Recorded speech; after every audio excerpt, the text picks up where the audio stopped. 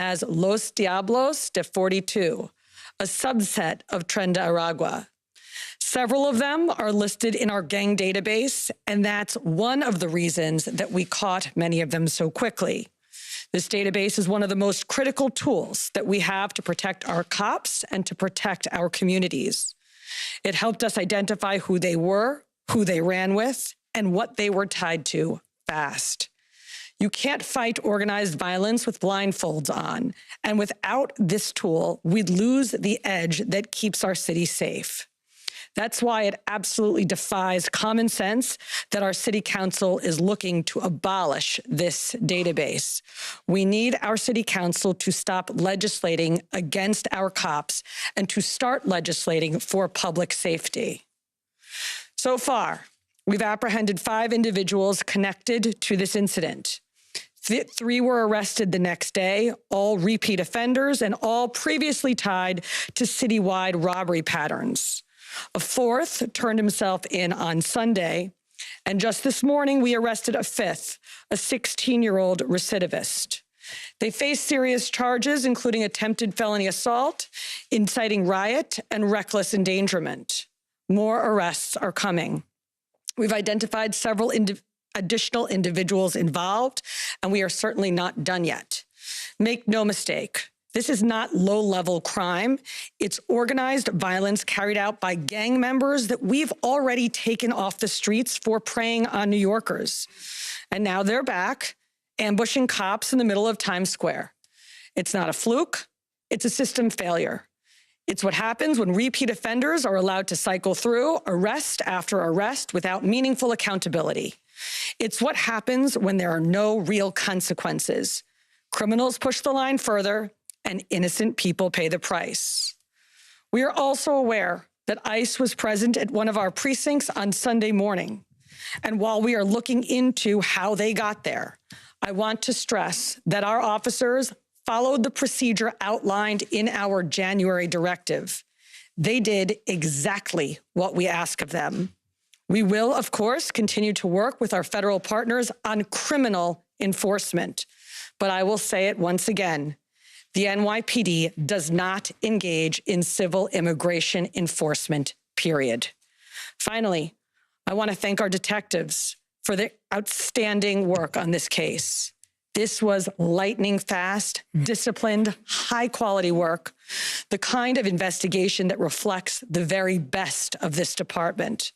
From identification to arrest in under 24 hours, that kind of turnaround takes skill, urgency, and relentless focus. The NYPD will not be intimidated. An attack on our officers is an affront to public safety, and we will use every resource available to hold these individuals accountable. This remains an active investigation, and we will continue to provide updates as they come. Thank you. Robbie, can you put that picture up, please? You set the car, and 5 arrested. Around the victim. And the picture on the subway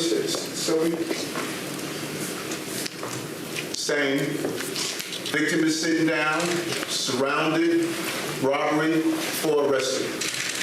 And what I need New Yorkers to understand, when you're surrounded like this, you're traumatized. You're traumatized. You're being robbed, and often, in many cases, there are young people who are being robbed. And so when people talk about the young people who are robbing, how about the young people who are being robbed? Do we forget them? Do we forget that this traumatizing and the videos after the videos that I'm seeing of individuals who are being arrested repeatedly. The shooting that of our police officer last week, the person who shot our police officer last week, off-duty officer, each one of them were arrested over 10 times. The person who shot the woman, the grandmother in Harlem, just stabbed 2 people last year for a robbery. This is what the commission is talking about. And so what I need New Yorkers to do, and all those who want to take away our gang database, and mind you, they're not on the train. What I want them to do is put themselves in that seat. You just going to school, going to work, going to visit your loved one, and all of a sudden you have a group of people who have become professionals at preying on innocent people with these wolf pack type robbers. That's what we're fighting against when we're fighting to change these laws up in Albany and in the city council. And so we're going to open to a few questions, but I do want to highlight Detective Savino, Chief Savino. I didn't want to demote you. The work he has done around these gangs and targeting and using the information around these gangs is just impressive. With the commissioner and this team up here, what we've been able to do that many people don't understand, we have been able to stop them from taking a foothold in our city, like they've taken a foothold in other cities. These gangs, when I was in Ecuador, people did not want to leave Ecuador. They fled Ecuador because the gangs took over. And when they came to New York and they started to see the tattoos and started to see the gang, they said, this is what we ran from.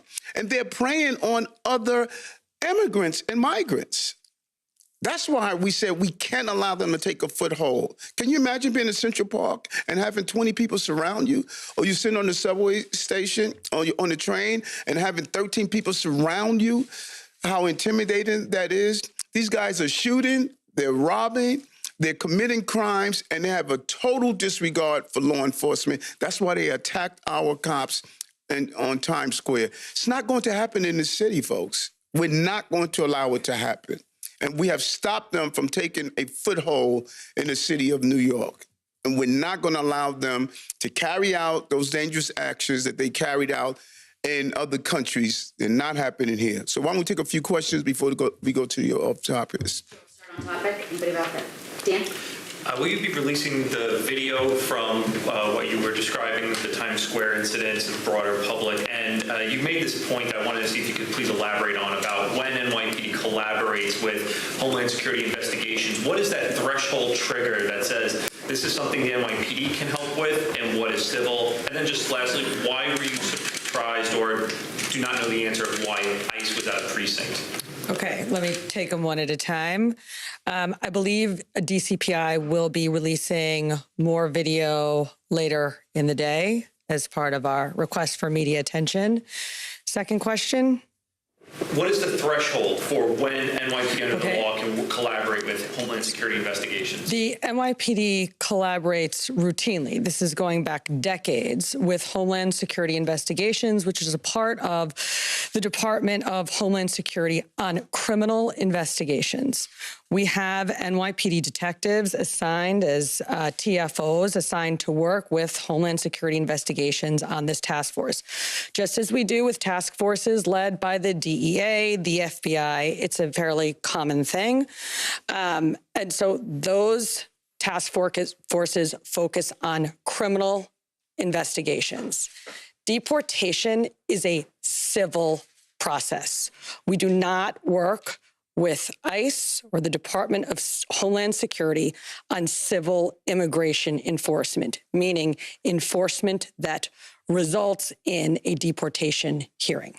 Why was ICE? Why are you surprised ICE was at a precinct? Why do you not know the answer of how they figured it out? I was surprised that ICE I was surprised that ICE was at a precinct because ICE shows up to do civil immigration enforcement, and the NYPD does not participate in civil immigration enforcement. And our officers did a tremendous job. They followed a procedure that we had put out in early January, an operations order that explains exactly what steps they should take in a scenario such as that. And they did not turn over the person that was in custody to those ICE agents at that time. Please, I just want to respond to that also, Commissioner. Two things. One, this is a big city. As many of you have tips and leaks that can come from anywhere. I know you find it surprising that people leak information, but they do. And we follow procedures. There is no coordination that the NYPD, City Hall, or anyone did that is associated with an arrest. We have the rules very clear, and we say it over and over again. We don't participate in civil enforcement. If some witness out there saw these officers being attacked and all of a sudden they decide to do their tips, we have nothing to do with that. We don't coordinate on civil enforcement. I want to be clear on that. Number two, I said it before, I'm going to say it again. ICE is not a criminal organization. It is a law enforcement organization. Some people want to criminalize them. Those men and women are committed to public safety like every other federal partner, and we are happy to coordinate with them for criminal investigation. We're not going to limit what we do for criminal investigation. ICE is not a criminal organization. It is not an illegal organization. And all of this atmosphere and energy of all of a sudden taking have been listening ICE live there to New York Mayor Eric Adams addressing a subset of Tren de Aragua, the gang there in New York City, an attack last week on officers who were trying to break up a robbery, saying and reiterating that his city, his department will be cooperating with ICE to focus on criminal activity within New York City. So we'll continue to follow that story. We will have some of the arresting officers in that case from NYPD joining us tonight right here on the News on Merit, our evening edition. So make sure you stay tuned for that. In the meantime, you see other breaking news developing right now. President Trump and Canadian Prime Minister Mark Carney are meeting in the Oval Office right now. Let's check in. Our cameras are right there. Let's listen in. And he ended up winning, so I really want to congratulate him. It was probably one of the greatest comebacks in the history of politics, maybe even greater than mine. But I want to just congratulate you. That was a great election, actually. We were watching it with interest, and I think Canada chose a very talented person, a very good person, because we spoke before the election quite a few times. And it's an honor to have you at the White House and the Oval Office. And you see the new and improved Oval Office as it becomes more and more beautiful with love. You know, we handle it with great love and 24-karat gold. That always helps too. Right? But it's been a lot of fun. We're going over some of the beautiful pictures that were stored in the vaults that were for many, many years, in some cases over 100 years. They were stored in vaults of the great presidents, who are almost great presidents, all having a reason for being up, every one of them. So it's very interesting. But I just want to congratulate you, and ran a really great race. I watched the debate. I thought you were excellent, and I think we have a lot of things in common. We have some tough points to go over, and that'll be fine. We're going to also be discussing Ukraine, Russia, the war, because Mark wants it ended as quickly as I do. I think it has to end. We had some very good news last night. The Houthis have announced that they are not, or they've announced to us at least, that they don't want to fight anymore. They just don't want to fight. And we will honor that. And we will stop the bombings. And they have capitulated, but more importantly, we will take their word. They say they will not be blowing up ships anymore. And that's what the purpose of what we were doing. So that's just news. We just found out about that. So I think that's very, very positive. They were knocking out a lot of ships going, as you know, sailing beautifully down the various seas. It wasn't just the canal. It was a lot of other places. And I will accept their word, and we are going to stop the bombing of the Houthis. Effective immediately, and Marco, you'll let everybody know that, okay? Do you have something to say about that, by the way? It's a pretty big announcement. Yeah, this was always a freedom of navigation mission. These are, a band of individuals with advanced weaponry that were threatening global shipping, and the job was to get that to stop. And if it's going to stop, then we can stop. And I think it's an important development. And we'll have maybe before we're going to, as you know, the Middle East, Saudi Arabia. We're going to UAE and Qatar, and that'll be, I guess, Monday night. Some of you are coming with us. I think before then we're going to have a very, very big announcement to make, like as big as it gets, and I won't tell you on what, but it's going to, and it's very positive. I'd tell you if it was negative or positive. I can't keep that up. It is really, really positive. And that announcement will be made either Thursday or Friday or Monday before we leave. but it'll be one of the most important announcements that have been made in many years about a certain subject, very important subject. So you'll all be here. Mark, would you like to say a few words? Well, thank you, Mr. President. I'm on the edge of my seat, actually.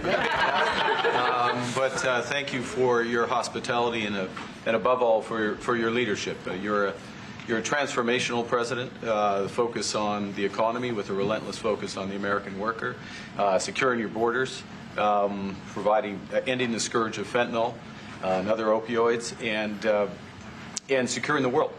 And I've been elected with my colleagues here, with the help of my colleagues here. I'm going to spread the credit to transform Canada. With a similar focus on the economy, securing our borders, again on fentanyl, much greater focus on defense and security, securing the Arctic and developing the Arctic. And the history of Canada and the U.S. is we're stronger when we work together, and there's many opportunities to work together. And I look forward to, addressing some of those issues that we have, but also finding those areas of mutual cooperation so we can go forward. That's great. Very nice. Thank you very much. It's a very nice statement. Mr. President, Anybody? is USMCA dead? No, it was actually very effective, and it's still very effective, but people have to follow it. So, that's been a problem. People haven't followed it. But it was a transitional step a little bit, and as you know, it terminates fairly shortly. It gets renegotiated very shortly. But I thought it was a very positive step from NAFTA. NAFTA was the worst trade deal in the history of our country, probably in the history of the world. And this was a transitional deal, and we'll see what happens. We're going to be starting to possibly renegotiate that if it's even necessary. I don't know that it's necessary anymore, but it served a very good purpose. And the biggest purpose it served is we got rid of NAFTA. NAFTA was a very unfair deal for the United States. A very, very terrible deal. It should have never been made. It was made many years ago, but it should have never been made. Canada and the United States, would you like to see your first trade deal?